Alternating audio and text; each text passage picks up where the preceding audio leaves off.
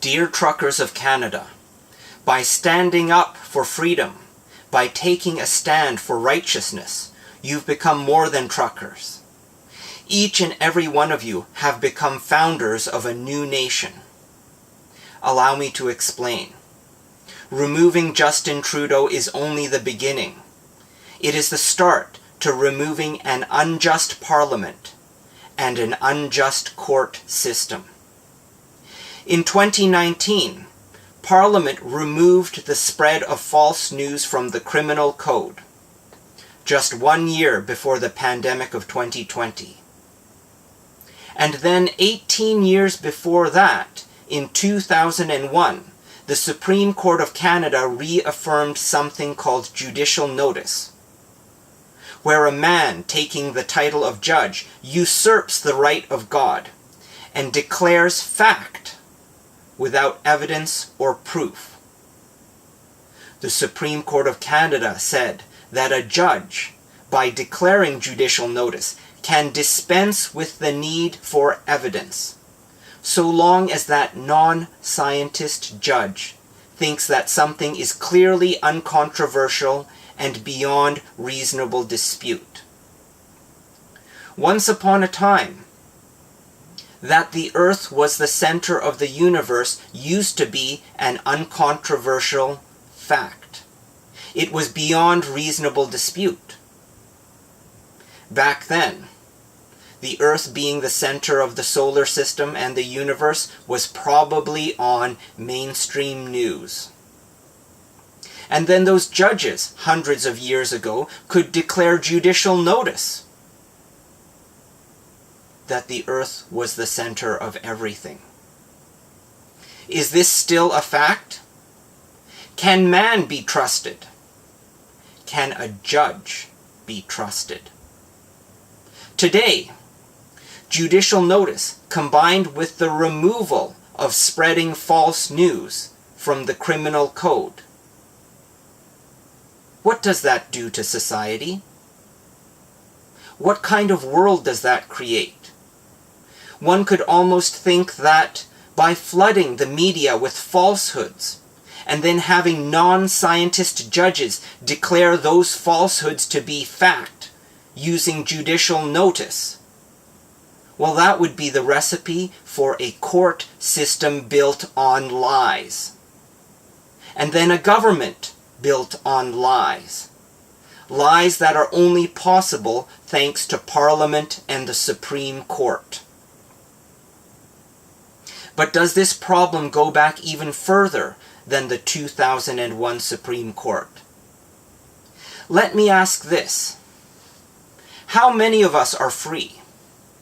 How many hours a day do we work for someone other than ourselves or our family?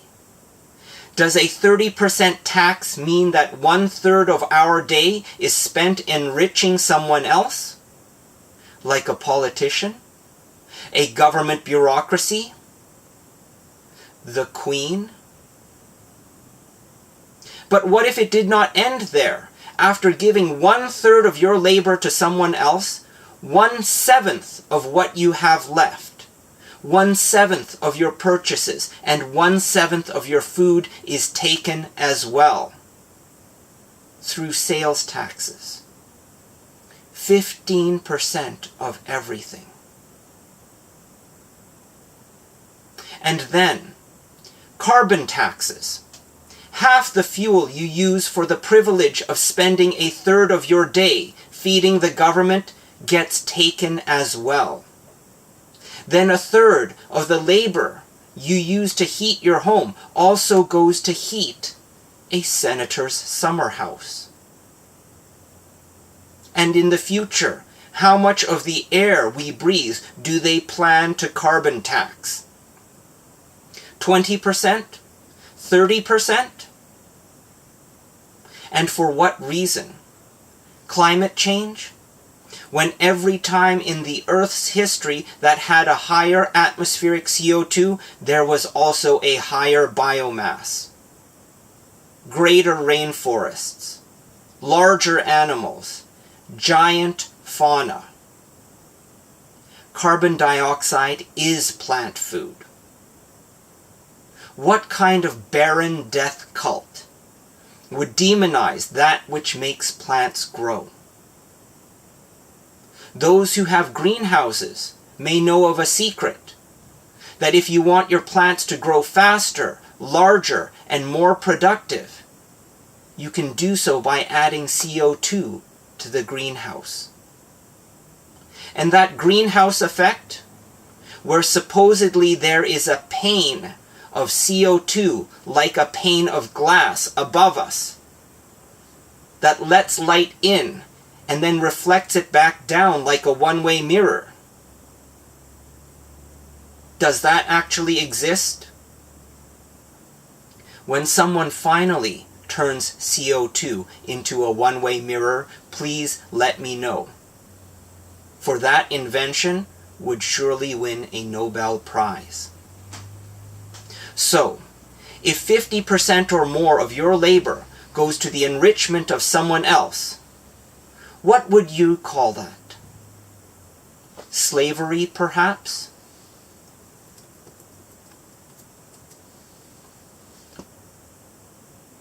How did we get here? Have we been deceived? And what are the foundations of this deception? Could we have been cheated starting from the very ground we stand upon? When you want some land to grow food and raise your family, what do? Do you buy land? Do you pay money for land so that you may work and raise your family? Do you enslave yourself to a mortgage? And who are you paying? Do you think the Creator wants your money? Do you think Mother Earth wants your mortgage? Does the universe want your debt? Or is it someone else on the other side of an ocean who wants your money? Does she take your money for something she got for free 250 years ago? And then in her greed, she makes you pay taxes for having that land, living on that land, and keeping that land for your children. That is the profane foundation upon which today, this day, was built. Built by a greed that is unsatisfied by your money, ungrateful for your labor. And now it wants the very body that your soul lives in. It wants to dictate what you are allowed to put into that vessel that was given to you by the Creator. This greed wants to dictate how much you are allowed to live. It wants to monitor and tax your every breath. Have you ever read the patent about turning your body's activity into a cryptocurrency? They already want to turn you into money, disposable money. And what of those machines, those manacles some of us wear on our wrists? You know, those armbands that measure your heartbeat, how often you turn over in your sleep, and how much oxygen you consume. What do you think is the long-term plan for those shackles? Today it's injections, tomorrow food, and the day after tomorrow, slavery. The media already demonizes food. What you're eating has a carbon footprint. You have to pay carbon taxes for eating. They want you to pay a carbon tax for the privilege of living. Does the Creator collect taxes? Does Mother Earth take away from your table? Or does the Creator give? Does Mother Earth feed? And like any parent, happiness, enlightenment, and gratitude is all that is asked for in return. Such is a world founded upon love. Such is the foundation that the Creator and the earth want us to build upon. But beware of the merchants of greed. They will come to you with bribes. They will give one group favors, promises, agreements, and then none to another. Do this, they will say, and in exchange we will give you something that the others won't have. That is how the merchants of greed work. That is how they divide us. That is how they corrupt everyone they touch. There are no others. It is us. Only us. The merchants of greed are well dressed. They carry titles of power. And they also hold implements of violence. But fear not, they are weak.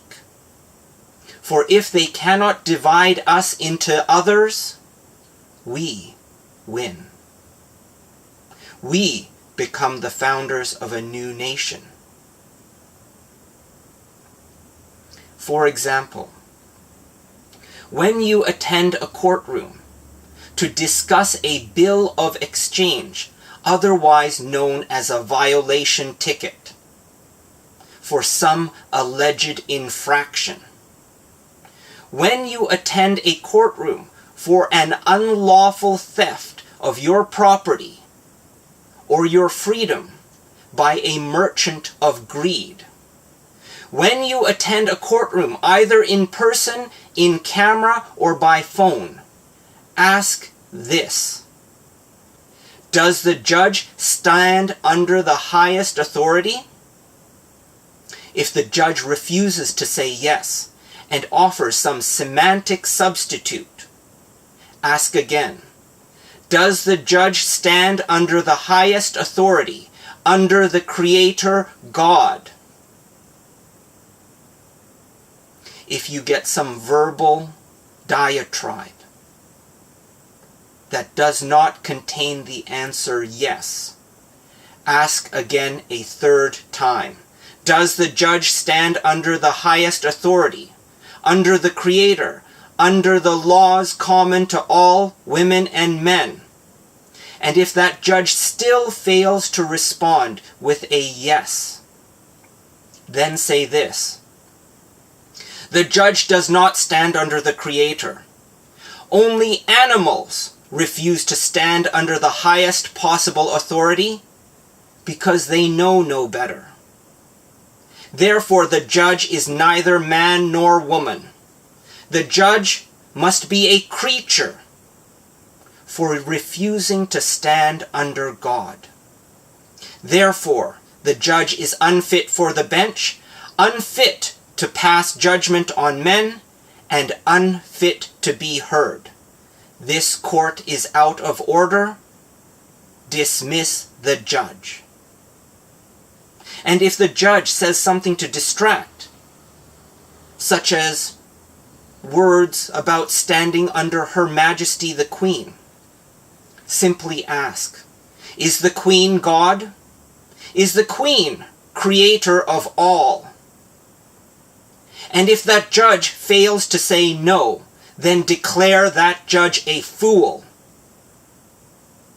unfit for the bench, unfit for the courtroom, and unfit for any proceeding where men and women stand under God. So thank you, truckers. I thank you. I thank every woman and man. For you are founders of a new nation under the Creator.